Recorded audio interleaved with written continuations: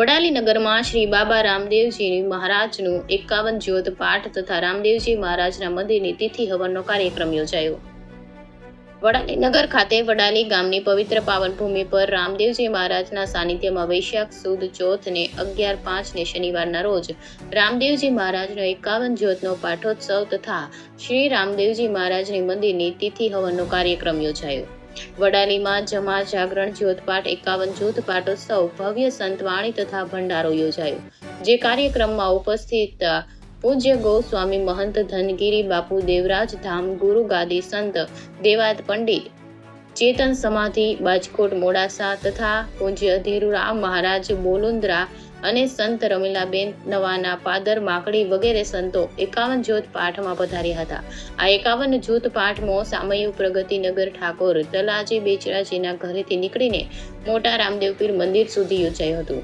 સામયિક કરવા માટે સમગ્ર ગ્રામજનો રામદેવ પીર મંદિરથી ડીજેના તાલ સાથે વાજતે ગાજતે બગી સાથે યોજાયું હતું. જેમાં 50થી પણ વધારે નાની દીકરીઓ માથે કળશ મૂકીને સામૈયામાં સામેલ થઈ હતી. સમગ્ર ઠાકોર સમાજના લોકો નાચતે ગાજતે સામૈયા દરમિયાન ચોકમાં 1 થી 2 કલાક સુધી મન મૂકીને ગરબા રમ્યા હતા.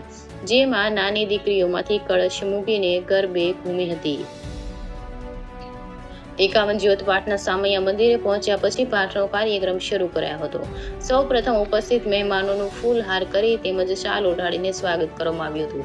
સ્વાગત કાર્યક્રમમાં ઈડર વડાલી વિધાનસભાના ધારાસભ્ય રમણલાલ વોરા તેમજ પ્રદેશ કારોબારી સભ્ય તખતસિંહ હરિઓમ સાહેબ તેમજ નગરપાલિકાના પ્રમુખ યશરાજસિંહ ભાટી બાકીના મહેમાનો ભારતીય જનતા પાર્ટીના આગેવાનો પધાર્યા હતા. તેમનું ફૂલહારથી અને શાલ ઓઢાડીને સ્વાગત કરવામાં આવ્યું હતું. પાઠ વિધિમાં દશરથજી મહારાજ પ્રાંતિજથી પધાર્યા હતા. ત્યારબાદ 51 જ્યોત પાઠનો કાર્યક્રમ યોજાયો હતો. આ 51માં જ્યોત પાઠમાં દાતાઓએ મન મૂકીને દાન વરસાવ્યું હતું. રામદેવજી મહારાજના મંદિરમાં સવારથી જ દર્શનાર્થીઓ ભક્તો જોડાયા હતા. રામદેવ પીર મહારાજના દર્શન કરી મહાપ્રસાદ ગ્રહણ કરી શ્રદ્ધાળુઓ ધન્યતા અનુભવી હતી. અલખ ધણી સેવા મંડળ દ્વારા 51 જ્યોત પાઠમાં આખી રાત ચાની સેવા પૂરી પાડી હતી. રામદેવ પીર મહારાજનો 51નો પાઠોત્સવ આખી રાત ચાલ્યો હતો અને સવારે પૂર્ણ થયો હતો. આ જ્યોત પાઠમાં હજારોની સંખ્યામાં ભક્તોએ લાભ લીધો હતો.